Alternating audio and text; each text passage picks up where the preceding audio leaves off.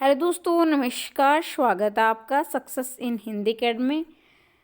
देखिए दोस्तों, आज हम पढ़ेंगे अंधा युग नाटक और ये है धर्मवीर भारती का नाटक। और जैसा कि आप सभी जानते हैं, अगर आप पहली बार चैनल पर आए हैं तो आपकी जानकारी के लिए मैं बता दूं, हम संपूर्ण यूजीसी नेट का पाठ्यक्रम बिल्कुल निःशुल्क पढ़ रहे हैं, 1 से लेकर 10 यूनिट तक, जिसमें से मैंने आपको यूनिट नंबर 6 जो कि उपन्यास है संपूर्ण करवा दिए हैं, और यूनिट नंबर 7 जिसमें आपकी संपूर्ण कहानियां हैं, संपूर्ण मतलब 21 कहानियां हैं, वो मैंने संपूर्ण करवा दी है।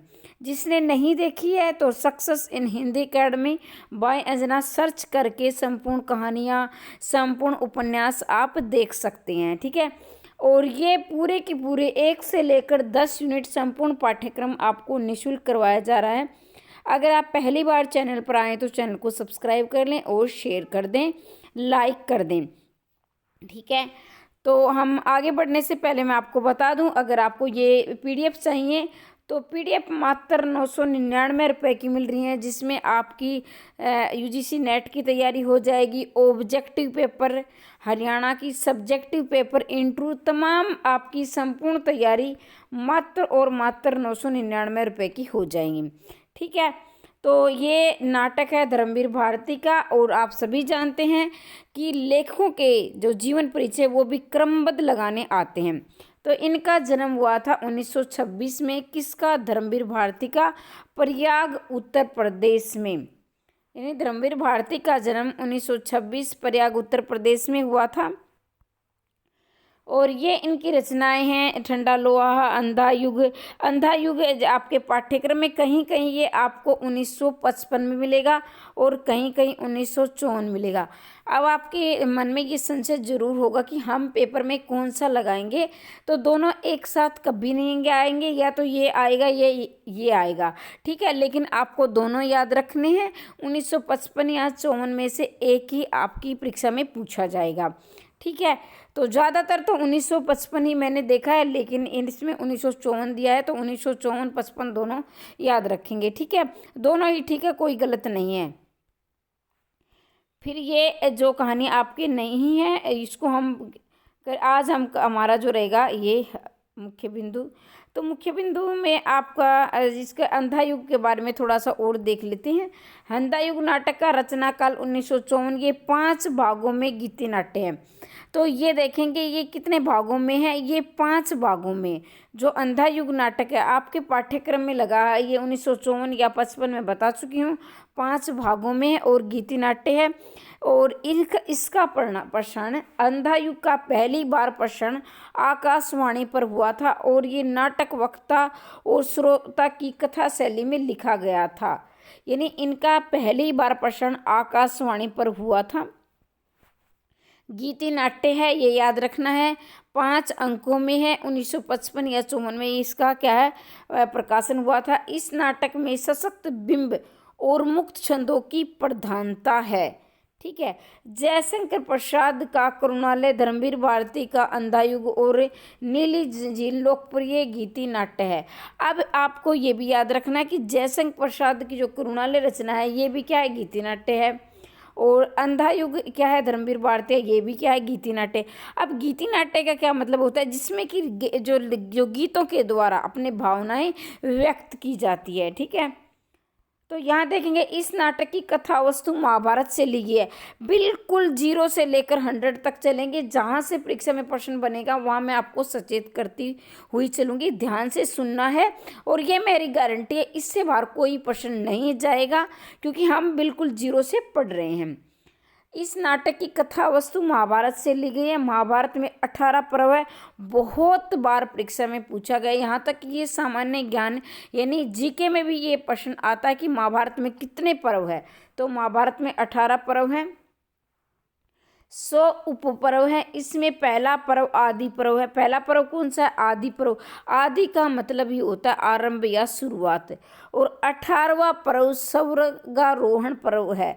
स्वर्गारोहण मतलब स्वर्ग में जाना या आगमन करना, ये 18वां पर्व है और पहला आदि पर्व है। कुल पर्व कितने हैं, कुल पर्व देखो, अंधा युग जो नाटक की कथा वस्तु है यानी उसका आधार है, उसकी विषय वस्तु है, वो महाभारत से ली गई है। अब महाभारत के बारे में थोड़ा जान लेते हैं। इसमें कितने 18 पर्व हैं। तो इसमें 118 तो पर्व है, 100 उप पर्व है। उपपर्व कभी पूछा नहीं गया है। अगर आपको नहीं याद है तो कोई दिक्कत नहीं, 18 पर्व आपको जरूर याद रखने हैं। और पहला पर्व आदि पर्व है। देखो पहले से तो अपने आप ही ट्रिक के द्वारा आप याद कर सकते हैं। जब किसी की शुरुआत होती है, जैसे मान ली साहित्य की शुरुआत होती है, तो साहित्य का आपने पढ़ा आदिकाल, तो इस शुरुआत का प्रारंभ से, तो वही प्रकार है आदि पर्व पहले याद रह जाएगा। और लास्ट में 18वां पर्व सरोगा पर्व, जो जब किसी भी इंसान की जो अंतिम इच्छा होती है वो स्वर्ग में जाने की, मोक्ष प्राप्त की यानी स्वर्ग में जाने की होती है, तो वो अंतिम अपने आप ही, तो इसमें लॉजिक से भी आप याद कर सकते हो। यहाँ से एक बार यूजीसी नेट ने एक प्रश्न पूछा था, इसमें आपको कंफ्यूज नहीं होना है कि ये 18 दिन की घटना है। तो इसमें क्या है, बच्चों को काफ़ी संशय हुआ था कि 18, हमने तो सही उत्तर लगाया था, फिर ये गलत कैसे बता दिया गया। तो इसमें यह है कि ये 18 दिन की घटना नहीं है, 18वें दिन की, यानी 18वें दिन मतलब अंतिम दिन की घटना ये अंधा युग।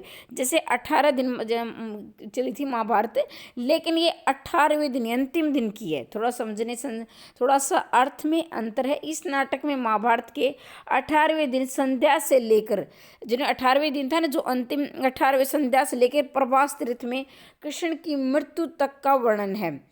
ठीक है, जो अंतिम दिन है 18वें दिन, वहाँ की संध्या से लेकर और 19वें दिन प्रभास यानी सुबह की जो तीर्थ में कृष्ण की मृत्यु क्षण का वर्णन है। तो यहाँ से प्रश्न पूछा गया है, आप याद रखेंगे। यहाँ से प्रश्न पूछा गया, लेकिन नेट में यहाँ नहीं आया है, एक बार पीजीटी में पूछा गया था।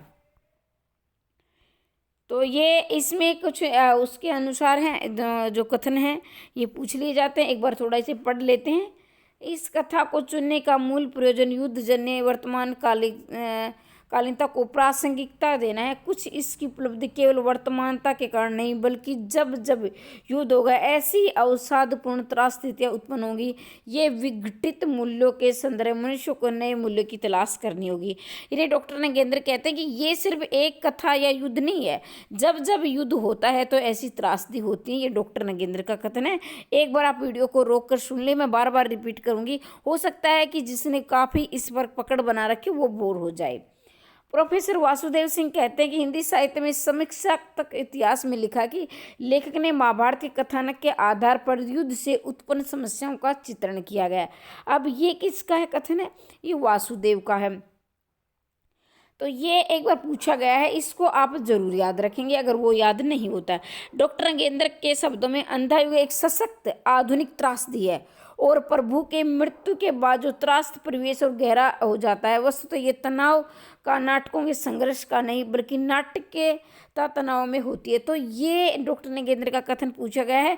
वीडियो को रोककर अच्छी प्रकार से 2-3 बार इसे आप याद कर लेंगे। अंधा युग नाटक की कथा वस्तु 5 भागों में बार बार पूछा गया है। अंधा युग कितने भागों में है, अंधेर नगरी कितने में है, भारत दूषण कितने भागों में, सारे ही भाग आप याद रखेंगे। अंधा युग कितने भागों में, 5 भागों में। इसकी रचित 8 भागों में रचित, इसके बीच में अंतराल है, तो बाकी अंतराल ये सभी आप याद रखेंगे। हम भूमिका संपूर्ण हम इसे क्या है, जो भी महत्वपूर्ण है वहाँ से हम इसे शुरुआत करेंगे। अब मैं क्या है इसकी भूमिका थोड़ी सी पढ़ देती हूँ। अंधा युग कदापि न लिखा जाता, ये किसके कथन है, ये धर्मवीर भारती के कह रहे हैं जो इसके लेखक। अंधा युग कदापि न लिखा जाता यदि उसका लिखना न लिखना मेरे बस की बात रह गई होती। ये कौन कह रहे हैं, धर्मवीर भारती कह रहे हैं। इस कृति का पूरा जटिल विधान जब मेरे अंतर में उभरा तो मैं असमंजस में पड़ गया। थोड़ा डर भी लगा कि इस अभिशप्त भूमि पर एक कदम भी रखा कि मैं फिर बचकर नहीं लौटूंगा। तो ये किसकी है, धर्मवीर भारती का कथन है, ये याद रखेंगे। ठीक है, ये यहाँ से पूछी जा सकती हैं, जो मैं जहाँ से पूछी जाने की संभावना होगी मैं आपको सचेत करती हुई चलूँगी, उस पर आपको ज़्यादा ध्यान देना है। पर एक नशा होता है अंधकार के गरजते महासागर की चुनौती को स्वीकार करने का, पर्वताकार लहरों से खाली हाथ जूझने का, अनमापी गहराई से उतर जाने का, और फिर अपने सारे खतरों में प्रकाश के सत्य के मर्यादा के डालकर आज तक कुछ क्षणों को बटोर कर बचाकर धरातल तक ले जाने आने का। इस नशे में इतनी गहरी वेदना और इतना तीखा सुख गुल मिला रहता है कि आस्वादन के लिए मन बेबस हो उठता है, उसी की उपलब्धि के लिए कृति लिखी गई है। इस स्थल आकर मन का डर छूट गया। कुंठा, निराशा, रक्तपात, प्रतिशोध, विकृति, कुरूपता, अंधापन, इनसे हिचकिचाना क्यों? इन्हीं में तो सत्य के दुर्लभ कण छिपे हुए, इन्हीं में क्यों न डरे? दसों इनमें धस कर से भी मैं मर नहीं सकता, हम न मरे, मोरी से बसा संसारा। पर नहीं, संसार भी क्यों मरे? मैंने जब वेदना सबको भोगी है तो सत्य पाया है। वह अकेले मेरे कैसा हुआ अंतराल ऐसा भी होता है, यहाँ निजी और व्यापन का बाह्य अंतर मिट जाता है। वे भिन्न नहीं रहते, कईयत भिन्न भिन्न रहते। ये तो व्यापक सत्य है जिसकी निजी उपलब्धि मैंने ही हत, इसकी मर्यादा इसी में पूर्ण व्यापक हो जाए। तो ये धर्मवीर भारती के कथन है, इनको आप ये भूमिका से लिया गया, इसको आप एक बार सुन लेना और 2-3 बार सुन लेना। अगर आप नहीं पढ़ सको तो नई वीडियो को रोककर आप इसे पढ़ भी सकते हो, और जहाँ से प्रश्न आने की संभावना है मैं आपको बताती हुई चलूँगी। और अब मैं इनको आगे पढ़ने से पहले हम क्या, इनके जो अंक है वो बहुत बार पूछे जाते हैं, ये हम जरूर, और पात्रों के बारे में भी हम पढ़ेंगे, संपूर्ण पढ़ेंगे। इस नाटक में 5 अंक है और 8 भाग हैं। भाग कितने हैं? 8 हैं। अंक कितने हैं? 5। लेकिन भाग आप नहीं भी याद रखोगे तो कोई दिक्कत नहीं है, अंक आपको जरूर याद रखने हैं। 5 अंक है। स्थापना है, अंतराल और समापन, ये तीनों अंक नहीं है। जैसे स्थापना है, अंतराल, समापन, ये तीनों अंक नहीं है। एक बार हम पढ़ लेंगे। स्थापना में पहला अंक क्या है? अंधा युग। अंधा युग फिर क्या है इसमें देखेंगे आप? कौरव नगरी।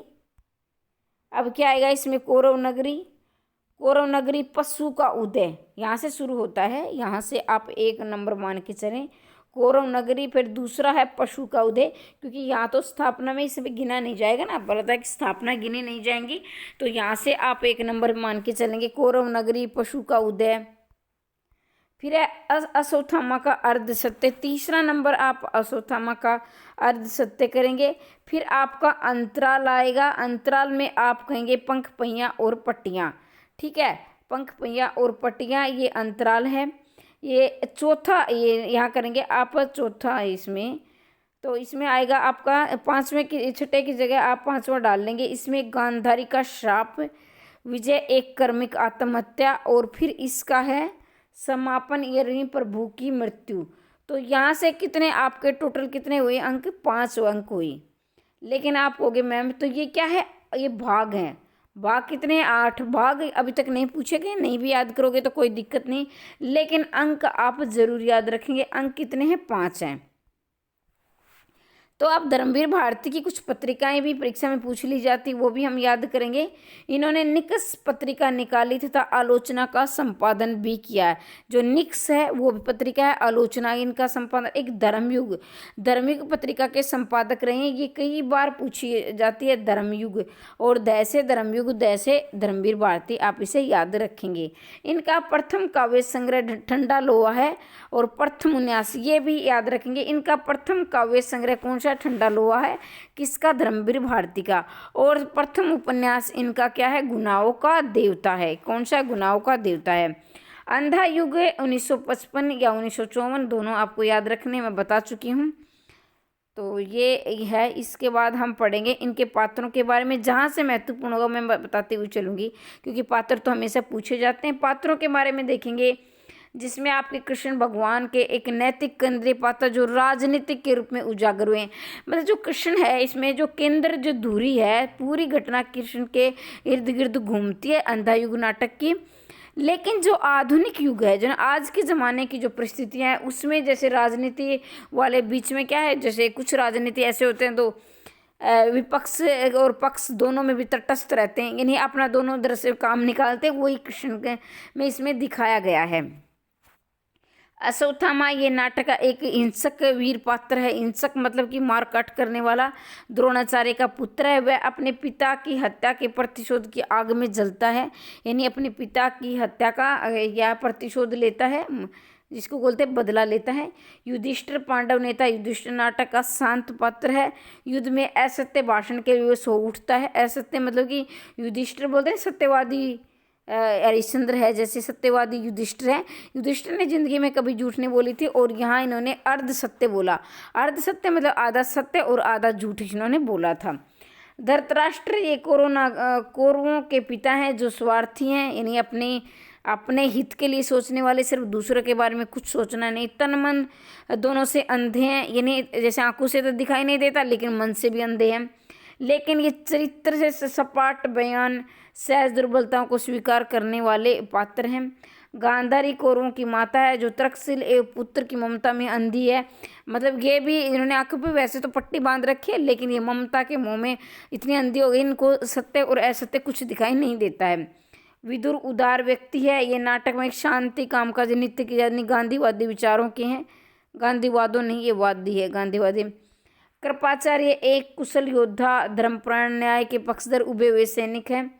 कृतवर्मा यह भी युद्ध का एक चीर नहीं वीर आएगा भाई, ये वीर सैनिक है।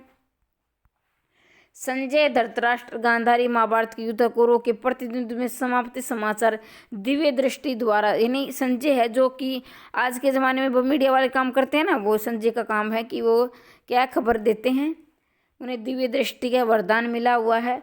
युयुत्सु महाभारत में पांडवों के पक्ष लड़ने वाला एकमात्र कौरव जिसे धर्म तथा सत्य का साथ देने पर अपमानित तिरस्कार का पात्र बनना पड़ता है। यानी युयुत्सु क्या है, ऐसे तो धृतराष्ट्र का पुत्र है, यानी ये बोलते ना इसको दासी पुत्र है, लेकिन ये अपने भाइयों का और अपने परिवार का साथ न देकर पांडवों की तरफ से लड़ता है और इसे काफ़ी अपमान और तिरस्कार का सामना करना पड़ता है। इनकी जो माता है गांधारी, या हालांकि ये इनकी जन्म देने वाली माता नहीं है, लेकिन गांधारी काफ़ी कटु वचन इनको कहती है और काफ़ी अपमानित करती है। और लास्ट में, अंतिम में आप देखोगे कि ये आत्महत्या करने के लिए बड़ा ही विवश हो जाता है। तो ये यहाँ तक आपने पढ़ा, बहुत ही महत्वपूर्ण है। और अन्य पात्र देख लेंगे, जो गौण पात्र है जिसमें प्रहरी हैं, प्रहरी 1, प्रहरी 2, व्यास हैं, वरदयाचक हैं। वरदयाचक के बारे में इनके कथन काफ़ी महत्वपूर्ण है, जिन्होंने क्या है, कौरवों के युद्ध की विजय की घोषणा की। यही विजय होंगे पहले ही कर दी थी, लेकिन इनकी भविष्यवाणी काफ़ी गलत साबित होती है। ये आपको बाद में पता चलेगा जब हम नाटक पढ़ेंगे। फिर कुंती है जो पांडवों की माता है, बलराम है जो कि कृष्ण का भाई है, गूंगा है, भिखारी है, व्याध है। तो ये सारे आप, ये क्या है, गुण पात्र हैं। तो अंधा युग नाटक की समीक्षा पढ़ेंगे। मुख्यतः महाभारत के 18वें दिन संध्या से, ये प्रश्न मैं बार बार आपको सचेत कर रही हूँ कि ये प्रश्न पूछा गया है, आगे भी पूछे जाने की पूरी संभावना है, क्योंकि प्रीवियस ईयर जो पेपर है वो रिपीट होते हैं। कृष्ण की मृत्यु के क्षण के कथा ली गई। इस अंतराल की 4 महत्वपूर्ण घटनाएं ली गई। ये सभी घटनाएं इसके पतनशील रूप को उद्घाटित करती हैं। तो ये क्या है, इसमें घटनाएं देखेंगे। तो इनके कथनों पर मैं पहले आपको सचेत करती हूँ, कथन इनके काफ़ी महत्वपूर्ण हैं। और अगर आपको लग रहा है कि मैं तेज़ चल रही हूँ तो आप वीडियो को थोड़ा धीरे करके यानी बार बार सुन सकते हैं। और आपको लग रहा है कि मैं तेज़ चल रही हूँ तो कम कर सकते हो, और आपको लग रहा है कि मैं कम कर रही हूँ तो तेज़, अपने अनुसार आप इसे कर सकते हो। लेकिन मैं बहुत ज़्यादा धीरे और बहुत ज़्यादा नहीं कर सकती, क्योंकि मुझे सबको साथ लेना पड़ता है। युद्धोपरांत वह अंधा युग अवतरित हुआ जिसमें परिस्थितियाँ, मनोवृत्तियाँ, आत्माएं सब विकृत हैं। विकृत मतलब कि जो डरावनी है, वो बहुत ज़्यादा, कहते हैं बहुत भयानक है। एक बहुत पतली डोरी मर्यादा की, पर वह भी उलझी है दोनों पक्षों में। सिर्फ कृष्ण में साहस है सुलझाने का, वह भविष्य का रक्षक, वह अनासक्त। अनासक्त का मतलब होता है जिसे किसी से आसक्ति न हो, किसी से मोह नहीं हो। तो कृष्ण ऐसे पात्र हैं जिसमें किसी के प्रति उसे अनासक्ति नहीं है। जो दोनों जीते या कोई ना जीते, या एक जीते एक हारे, ने कोई मतलब नहीं। वैसे अधिकतर अंधे हैं, बाकी सारे मुंह में अंधे हैं। लेकिन आगे मुझे तो जब ये पढ़ा मैंने नाटक, तो कहीं ना कहीं कृष्ण ने पूरा जोर लगाया था पांडवों को जिताने में। तो कहीं ना कहीं उन्हें आसक्ति होने लगी थी, लेकिन पहले वो अनासक्त है, लेकिन बाद में जैसे पढ़ोगे आपको भी लगेगा कि ये अनासक्त किस लिए बोल रहे हैं। मैं अपना एक व्यक्तित्व है, मेरा अपनी एक सोच है, आप भी आपके व्यक्तित्व की अपनी सोच है, लेकिन आप कमेंट के माध्यम से जरूर बताना। पथभ्रष्ट, आत्महारा, विगलित, अपने अंदर की अंध गुफाओं के वासी, वह कथा वह अंधों की ये कथा ज्योति की है अंधों के माध्यम से। 18वें दिन की रात को प्रमुख घटना गांधारी के पुत्रों की हत्या, यानी गांधारी के जो पुत्र हैं 100 पुत्र सारे मारे जाते हैं, और उस दिन युत्सु बचता है और बाकी सारे मारे जाते हैं। 18वें दिन की बात है। अंधा युद्ध 5 भागों में विभाजित है, बार बार बता रही हूँ इसलिए ताकि आपको याद हो जाए। कौरव नगरी प्रथम अंक में युद्ध से त्रस्त कौरव नगरी का चित्रण है। मतलब चारों ओर क्या है, लाशें ही लाशें हैं, बहुत मतलब इतना मार्मिक वर्णन है। यहाँ स्पष्ट रूप से युद्ध के पराजित पक्ष को भयंकर स्थिति दिखाई गई है। विदुर संजय के संदेश की प्रतीक्षा में, विदुर क्या है, वो संजय क्या समाचार लाते हैं इसकी प्रतीक्षा में इंतजार कर रहे हैं। वो धृतराष्ट्र के पास आते हैं। धृतराष्ट्र कौन है, कौरवों के पिता हैं। और उसे वार्तालाप में लेखक का एक महत्वपूर्ण प्रतिपाद्य स्पष्ट होता है। वह एक व्यक्तिक सीमाओं से बाहर की सत्य की स्थिति है। इस स्थिति का विरोध कर मनुष्य विनाश की ओर अग्रसर होता है। और दूसरा सत्य यह कि शक्तिशाली व्यक्ति मर्यादा को हमेशा अपने हित में बदल देता है। जो भाई शक्तिशाली है वो अपनी मर्यादा को अपने हित में बदल देता है। अब आप ही अपने पेपर की तैयारी कर रहे हो, पूरे जोर शोर से करोगे तो सही बात है, जीत आपके हाथों में होगी। या जब आप पूरी ताकत के साथ लड़ोगे तो वही इसमें कहा कि जब शक्तिशाली व्यक्ति होती है, जो होता है वो अपने हित में ही अपने हर समय को, हर स्थिति को अपने अनुसार बदल देता है। जिसको तुम कहते हो प्रभु, उसने जब चाहा मर्यादा को तोड़ा है, अपन मर्यादा को अपने हित में ये लिया है वंचक। जिसको तुम कहते हो प्रभु, जिसे उसने जब चाहा मर्यादा को अपने ही हित में बदल लिया वंचक है। तो ये देखोगे आप बार बार जो गांधारी है, ये बार बार कृष्ण को से बड़ी क्या है, बोलते हैं ना कि एक प्रतिशोध की भावना उसके हृदय में जल रही है। और जितने भी ऐसे आएंगे तो वो मतलब समझ लेना गांधारी ने क्या कृष्ण को कहे हैं। तो देखेंगे दूसरा इसमें पशु उद्यान में देखो, ये तो पहले जो अंक में दिखाया गया है किस तरह से कौरव नगरी का वातावरण है। और दूसरे पशु में उदय मतलब गांधारी का, नहीं माफ कीजिए, द्रौपदी का चीरहरण होता है। और किस तरह से जो बोलते हैं ना दुशासन है, और किस तरह से उसका अपमान करता है, ये इसमें पशु उदय में। ये नहीं ऐसा लगे कि वीर नहीं कि पशु बन चुके हैं, ठीक है, ऐसा कुछ चित्र आपके दिमाग में चलना चाहिए। देखें द्वितीय अंक में पशु तव का उदय चित्रित किया गया है। संजय कौरवों के वध की स्मृति याद करता है। उसे पता चलता है कृतमा कृपावर्मा भी जीवित हैं। अश्वत्थामा के जीवित होने का समाचार बड़ी भयावह स्थिति में प्राप्त होता है। वह आक्रमण करके संजय को दबोच लेता है और कृतमाक्रमों से छुड़ाते हैं। यह लेख स्पष्ट करता है कि अश्वत्थामा में उदित होने वाले पशु की, मतलब अश्वत्थामा बिल्कुल एक पशु बन चुका है, मार काट पूरा वो कर रहा है। मैं क्या करूं मातुल, मैं क्या करूं, वध मेरे लिए नहीं रही नीति, अब मेरे लिए है मनोग्रंथि, किसको पास जाऊं, मैं क्या करूं मातुल में, मैं क्या करूं। तो ये अश्वत्थामा बड़ा परेशान है। अश्वत्थामा नहीं, ये हाँ अश्वत्थामा का ही। अभी अश्वत्थामा का अर्ध सत्य देखेंगे तृतीय अंक में, यानी तीसरा भाग आ चुका है, तीसरा अंक है। अश्वत्थामा के साथ धृतराष्ट्र, विदुर, युत्सु आदि के संवादों में अर्ध सत्य की अभिव्यक्ति हुई है। युत्सु का सत्य है कि वह धृतराष्ट्र का पुत्र होने के बावजूद युद्ध के पक्ष में, ये निर्दिष्ट के, ये मैं पहले आपको बता चुकी हूँ युत्सु का कि ये सत्य बात है बिल्कुल कि युत्सु धृतराष्ट्र का पुत्र होते हुए भी, यानी अपने सेना कौरवों की तरफ नहीं लड़ता बल्कि पांडवों की तरफ लड़ता है। वह अपने दल में लौट आता है, वह अपने क्या है दल में लौट आता है, वह अपने लोगों की उपेक्षा का कारण बनता है। भाई सही बात है, जब वो अपने उपेक्षा का कारण तो बनेगा अपने लोगों की, जब वो अपने लोगों की तरफ से ना लड़कर दूसरे लोगों की तरफ से लड़ेगा तो अपने लोग अपने आप ही घृणा करने लगते हैं ऐसे व्यक्ति से। अपनों के पक्ष को छोड़कर दूसरों के पक्ष को मानने का सत्य व्यक्ति को कुंठा और कष्ट देता है। अश्वत्थामा शेष पांडवों को मारने का व्रत लेता है। अश्वत्थामा क्या करता है इसमें, अश्वत्थामा का इसमें क्या है, द्रोणाचार्य मर चुके हैं, यानी उनके पिता है जो कौरवों के द्रोणाचार्य के, जो कौरव पांडवों के गुरु थे, तो अश्वत्थामा के पिता थे। जो द्रोणाचार्य मर चुका है तो अश्वत्थामा शपथ लेता है कि मैं पांडवों का विनाश कर दूंगा, यानी उनको मार दूंगा। और युत्सु बड़े चिंता में, वही बाद में कुंठा का सामना करना पड़ता है। अब क्या है, गांधारी की श्राप, चौथे में क्या है, गांधारी का शाप है।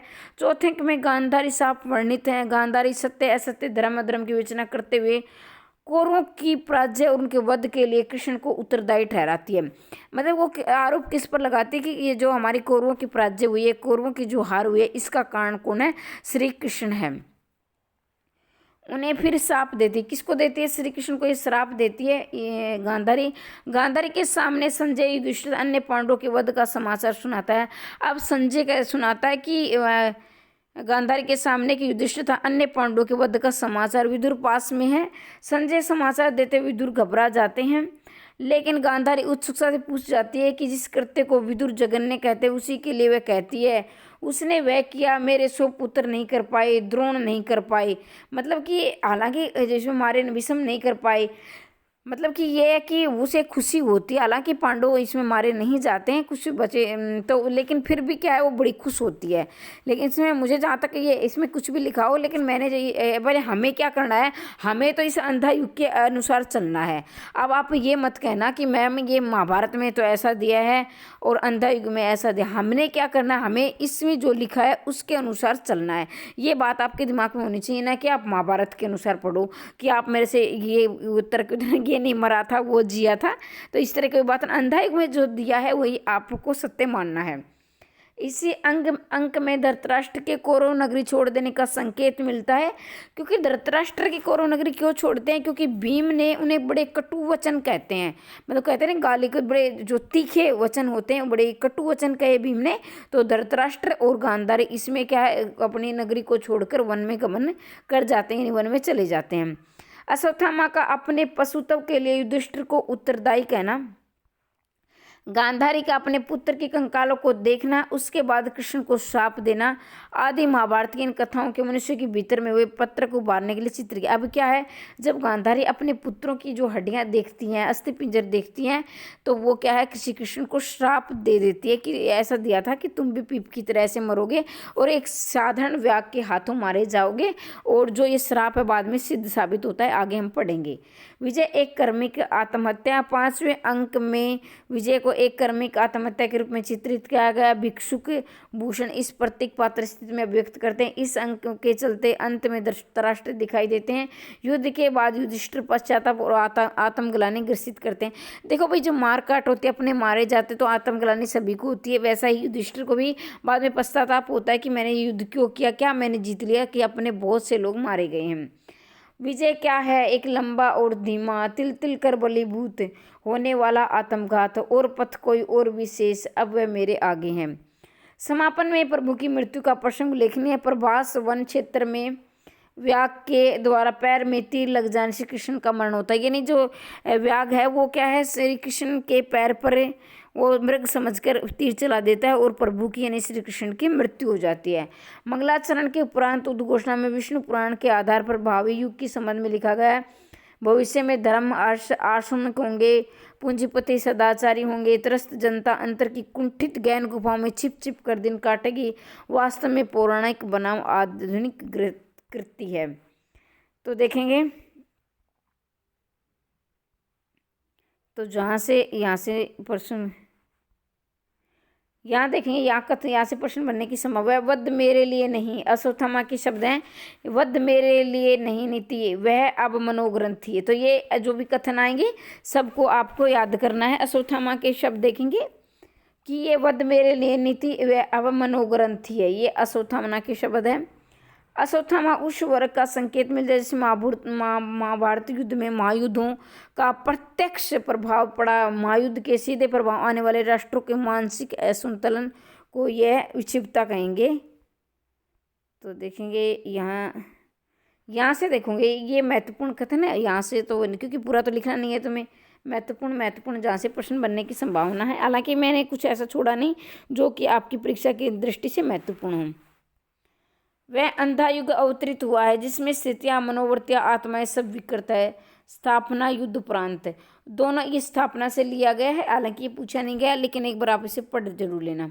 दोनों ही पक्षों में जीता अंधापन, भय का अंधापन, ममता का अंधापन, अधिकारों का अंधापन जीत गया। पहला अंक कौरव नगरी गायन से। तो ये गायन की जो कौरव नगरी में जो पहला अंक होता है, जो कौरव नगरी आपने पहला अंक पढ़ा, उससे गायन की शुरुआत होती है। ये महत्वपूर्ण आप दोनों याद रखेंगे। दोनों ही पक्षों में जीता अंधापन, भय का अंधापन, ममता का अंधापन, अधिकारों का अंधापन जीत गया। तो पहले अंक कौरव नगरी गायन से शुरुआत होती है। जीवन में प्रथम बार मुझे आशंका व्यापी, वेरी वेरी इंपॉर्टेंट, बहुत ही ज़्यादा इसे जरूर याद रख लेना। ये अंक क्या है, धृतराष्ट्र का अंक है। ये धृतराष्ट्र का कहना है जो कौरवों के पिता हैं। ठीक है, मर्यादा मत तोड़ो, इसको तो मैं जितनी बार कहूँ बहुत बार पूछा गया, वेरी वेरी इंपॉर्टेंट, यानी बहुत ही ज़्यादा महत्वपूर्ण है। ये परीक्षा में आता ही है, मर्यादा मत तोड़ो। तोड़ी हुई मर्यादा, कुचले हुए अजगर सी कुंजलिका कौरवंश को लपेट कर सूखी लकड़ी सी तोड़ डालेगी। पहला अंक, अंक भी याद रखेंगे कौन सा है, पहला अंक। और ये विदुर, विदुर का कथन है, किसका है, विदुर का। तो ये हो सकता है कि आप गांधारी सोच लो या कृष्ण सोच लो, लेकिन याद रखना ये विदुर का कथन है कि विदुर ने कहा था, कृष्ण के वाक्य हैं, विदुर इसको दोहरा रहा है, ठीक है। फिर मेरी व्यक्तिक सीमाओं के बाहर भी सत्य हुआ करता है, पहला अंक। तो मेरी व्यक्तिक सीमाओं के बाहर भी सत्य हुआ करता है, ये भी इंपॉर्टेंट है। ये क्या है, धृतराष्ट्र का कथन है। हम सब मन में वही अंध गैवर बर्बर पशु अंधवास वही करता है, ये पहला अंक, ये गांधारी का, ये भी इंपॉर्टेंट है। आस्था तुम लेते हो, लेगा अनास्थ कौन, पहला अंक, ये विदुर का, ये भी सारे महत्वपूर्ण है, इसे आप याद कर लेना। झूठी थी सारी अनिवार्यता भविष्य की, केवल कर्म सत्य है, दूसरा अंक पशु का उदय। और वर्धयाचक, वर्धयाचक क्या कहते हैं कि वर्ध, मैंने आपको बताया था कि वर्धयाचक घोषणा करते हैं कि कौरवों की विजय होगी, लेकिन ऐसा नहीं होता है। तो वो क्या होता है, ये पांडव जीत जाते हैं। तो ये कहते हैं कि जो जो ग्रह नक्षत्र है, ये किसने, मतलब किस महापुरुष ने, कृष्ण ने अपनी अनुसार इसे ग्रह नक्षत्रों की दिशा मोड़ दी है, क्योंकि उनकी भविष्यवाणी झूठी साबित होती है। तो इसलिए वो कहते हैं झूठी थी सारी अनिवार्यता भविष्य की, केवल कर्म सत्य है, दूसरा अंक पशु का उदय। वर्धयाचक, वध के लिए नहीं नीति अब मनोग्रंथ थी, दूसरी ये अश्वत्थामा का, ये तो युत्सु है, पुत्र धृतराष्ट्र के युद्ध में लड़े युधिष्ठिर के पक्ष में। तीसरा अंक अश्वत्थामा का अर्ध सत्य से उत्तर आए अपनी दूरी से आज एक एक सारे पहिए, ये भी बहुत ज़्यादा महत्वपूर्ण है। उत्तर आए अपनी दूरी से आज एक एक सारे पहिए।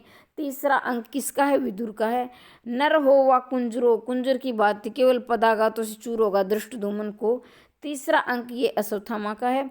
मैं दो बड़े पहियों के बीच लगा हुआ एक छोटा नर्तक शोभासुर, ये बहुत ही ज़्यादा महत्वपूर्ण है, इसको भी आप याद रखेंगे। आपने अगर प्रीवियस पेपर लगाए हैं तो उसमें पूछा गया है, मुझे याद नहीं आ रहा कि किस सन में पूछा गया था, लेकिन मुझे इतना जरूर याद है क्योंकि मैंने प्रीवियस पेपर सोल्व किए तो उसमें मैंने देखा था कि दो बड़े पहियों के बीच लगा हुआ एक छोटा नर्तक शोभा चक्रों अंतराल पंख पहिए पट्टियों से, ये है संजय का। लेकिन किसके बारे में है, ये युत्सु के बारे में है। कवच मिथ्याता केवल श्रम किया मर्यादित आचरण कवच है, व्यस्ता गांधारी। चौथा साप विदुर से, जीता रहेगा वह लेकिन हमेशा जख्म ताजा रहेगा, प्रभु चक्र उसके तन पर रक्त सना घूमेगी, युग युगांतर अंगों पर फोड़े गले हुए जख्मों से चिपटी पट्टियां, पीप थूक कफ जीवित रहेगा मरने तक प्रभु। चौथा अंक विदुर से, ठीक है। तो ये भी आप याद रखेंगे, ये बहुत ज़्यादा महत्वपूर्ण है। पागल हो या प्रातपर हो, प्रभु हो या प्रातपर, माफ कीजिए, प्रभु हो या प्रातपर, कुछ भी हो, हमारा तुम्हारा वंश इसी तरह पागल कुत्तों की तरह एक दूसरे से पर फाड़ खाएगा। तो ये गांधारी श्राप दे रही है श्री कृष्ण को, और वह भी ऐसा ही था क्योंकि वो बहुत ज़्यादा अपने पुत्रों की मृत्यु पर बहुत ज़्यादा व्याकुल हो उठती है, जब वो श्री कृष्ण को इसका कारण मानते हैं कि इसकी सारी विनाश की जड़ है, ये क्या है, ये श्री कृष्ण है। तो इसमें आप देखेंगे प्रभु हो या प्रातपर हो, कुछ भी हो, सारा तुम्हारा वंश इसी तरह पागल कुत्तों की तरह एक दूसरे को परस्पर फाड़ खाएगा। तुम खुद इसका विनाश करके कई वर्षों बाद घने जंगल में साधारण व्याग के हाथों मारे जाओगे प्रभु, वे मारे जाओगे पशुओं की तरह। तो ये गांधारी श्राप दे रही है किसको, श्री कृष्ण को, और बाद में ये सत्य भी साबित होता है। 18 दिनों के इस भीषण संग्राम में कोई नहीं मरा, केवल मैं ही मरा हूँ करोड़ों बार। ये चौथा अंक कृष्ण ध्वनि ने, भाई कृष्ण कह रहे हैं कि 18 दिन जो ये भीषण संग्राम चला इसमें कोई नहीं मरा, मैं ही मरा हूँ करोड़ों बार। कौन कहते हैं, कृष्ण कहते हैं।